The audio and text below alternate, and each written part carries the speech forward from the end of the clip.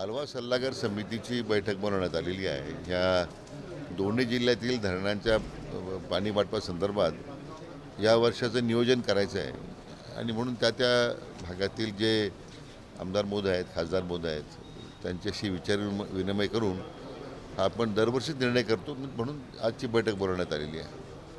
आलमट्टीची उंची वाढवण्यासंदर्भात आणखी विरोध केला जातो। राज्य सरकार लेखी विरोध नोंदवला गेला आहे का? राज्य सरकारने आपली भूमिका लिखित स्वरूपात मांडलेलीच आहे।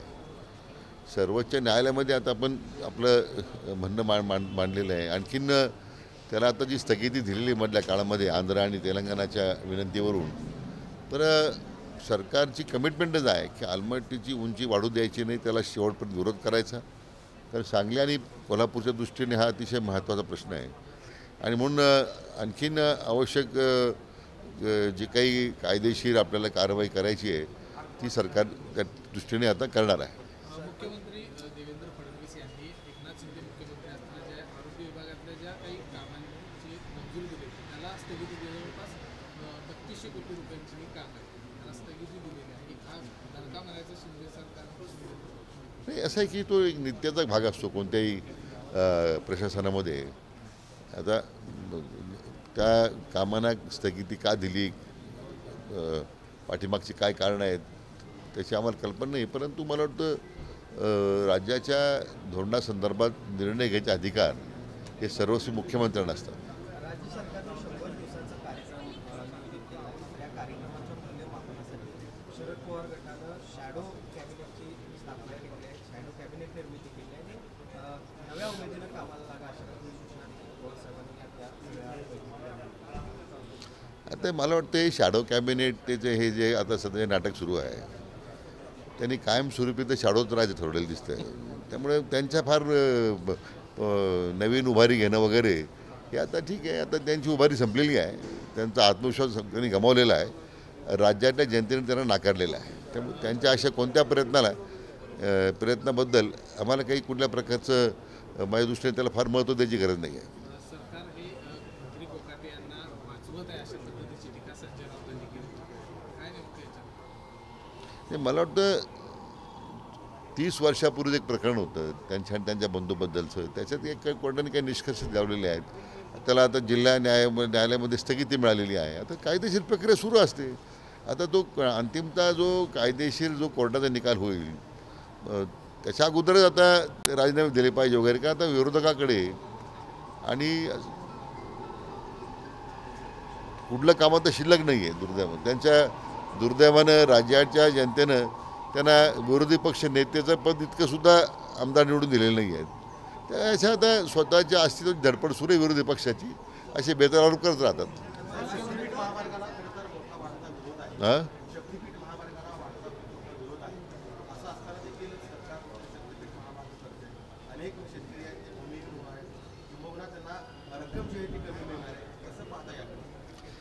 शक्तीपीठ झालं पाहिजे ही बहुतांश लोकांची मागणी आहे। एखाद्या जिल्ह्यामध्ये एखाद्या तालुक्यामध्ये त्या संदर्भात विरोध असू शकतो, परंतु सरकारला हा प्रश्न प्रतिष्ठेचा करायचा नाही आहे। यामध्ये ज्या ज्या भागातून शक्तीपीठाच्या अशा संदर्भामध्ये जास्त विरोध आहे, तीव्रता असेल, तिथे अलाइनमेंट बदलता येईल का अशा संदर्भात सुद्धा सरकार विचार करतं आहे ना।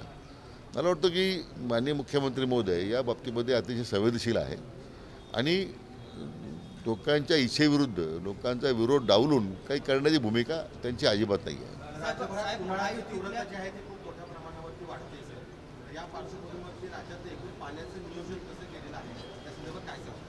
नाही, आता या सगळ्या कालवा सल्लागार समितीच्यामध्ये मी स्वतः यासाठी जातो आहे की उन्हाळ्याची जी तीव्रता आहे, उद्या पाण्याची उपलब्धता काय राहणार आहे। सुदैवानं गतवर्षी पाऊस चांगले झाले होते, सगळी धरणं महाराष्ट्रातली भरलेली आहेत, धरणाच्या लाभ क्षेत्रामध्ये चांगले पाऊस झाल्यामुळे तितकी तीव्रता नाही आहे, पण तरी त्या संबंधित जिल्हाधिकाऱ्यांशी समन्वय करून पाण्याचं जेवढं आरक्षण पाहिजे त्यामुळे शेतीचं नुकसान होणार नाही आणि पिण्याला आपल्याला पाणी देता आलं पाहिजे, हे आमचे त्या पाठीमागचे नियोजन आहे।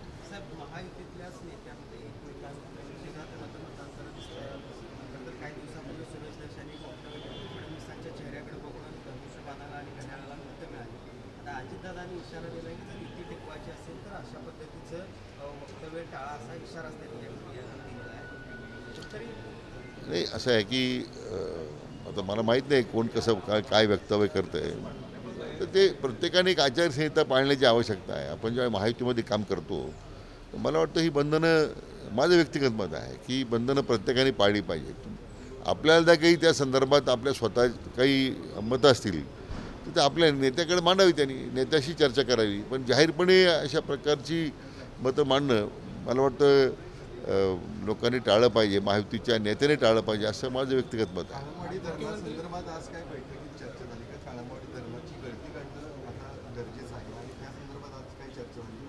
नाही, आता आमची बैठकीत चर्चा होईल. अधिकाऱ्यांशी आढावा घेतला आहे मी. त्याच्यामध्ये त्याला आता युद्ध पातळीवर प्राधान्य दिलेलं आहे. मला वाटतं त्या कामाला सुरुवात झालेली आहे. मानतो का पहिल्या टप्प्यात ते काम लवकर पूर्ण करावं अशा सूचना दिलेल्या आहेत. देवेंद्र फडणवीस साहेबांनी म्हटलेलं आहे की लवकरच स्थानिक स्वराज्य संस्थांच्या निवडणुका या ठिकाणी होतील. महायुती याला एकत्र सामोरं जाणार आहे, कारण महाविकास आघाडीतनं संजय राऊत म्हटले की आम्ही वेगवेगळ्या लढणार आहोत. हे संजय राऊत काय म्हणतात त्याचे मला त्या दृष्टीने फार महत्त्व नाही आहे. कारण असं आहे की अगोदरच आपल्या स्वतःच्या पक्षाचं तरी वाटोळ केलेलं आहे. त्यामुळे आणखीन स्वतंत्र निवडणूक लढवण्याच्या पलीकडे त्यांना मार्गही शिल्लक राहिलेला नाही आहे. पण महायुती म्हणून तो निर्णय घ्यायचा अधिकार आमच्या तिन्ही नेत्यांना आहे. माननीय मुख्यमंत्री मोदी असतील, दोन्ही मुख्यमंत्री मोदी आहेत, त्यांनी तो निर्णय करायचा आहे. थँक्यू. मीडियाचा भाजप जो आहे तो नकली भाजप पक्ष आहे अशी टीका आज संजय राऊत म्हणजे मला कळत नाही की आता त्या उद्धव ठाकरेंची शिवसेना जी आहे, जी संजय राऊतची आहे, तीच आता नकली असं लोक म्हणतात. तर बीड जिल्ह्यात नोकरी नको म्हणून पोलीस अधिकाऱ्यांनी अर्ज केले. जवळपास 107 अर्ज आले.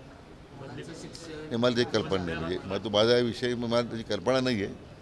आपल्या माध्यमातून मी काल ती बातमी पाहिली, पण मी अजून त्याची संदर्भात मला काही कल्पना नाही. साहेब, इतिहास अभ्यासक इंद्रजित सावंत यांना खरं तर धमकी देण्यात आली. शिवरायांबद्दल देखील अपशब्द वापरणाऱ्या प्रशांत परोळकर अजूनही फरार आहे. ते पोलिसांना सापडत नाही. कसं बघता याकडे? कारण अजूनही त्या ठिकाणी पोलीस जे ते शोध घेतात.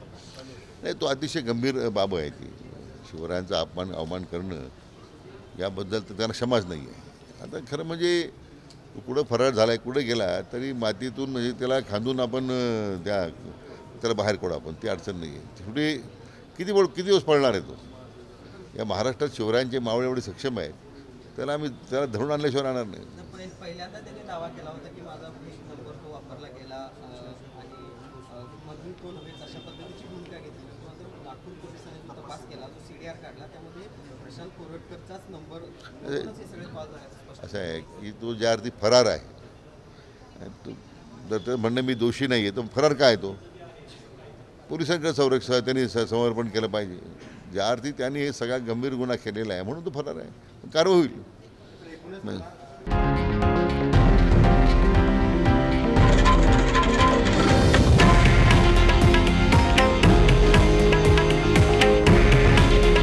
हे आहे देशातील नंबर 1 न्यूज नेटवर्क आणि आपण पाहत आहात TV9 मराठी. काळजी तुमची, हित महाराष्ट्राचं.